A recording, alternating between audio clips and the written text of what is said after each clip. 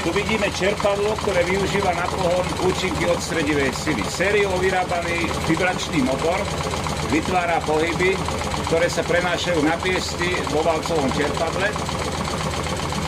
A príkon teraz, keď ide na prázdno, ešte nečerpáme vodu, v hornom riadku okolo 300 W.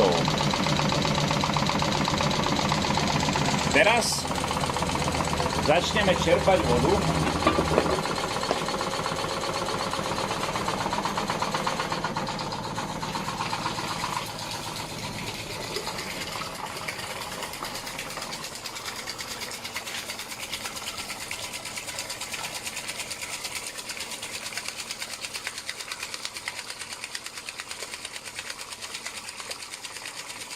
Zrovna na čom bude.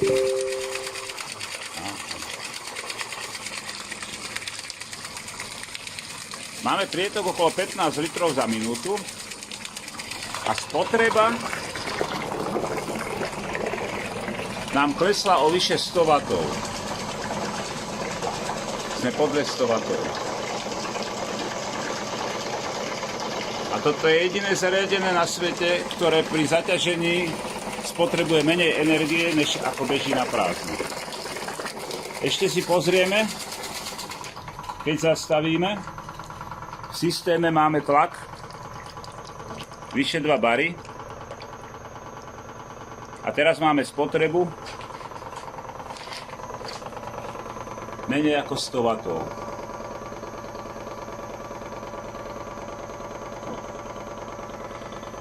Ešte teraz ukáž. Úplne sme eliminovali rozkmit, teda odstredivá sila vytvára len tlak a minimálne pohyby vytvára motor. A takýmto spôsobom my dokážeme odoberať účinky odstredivej sily a premieňať ich na výkon.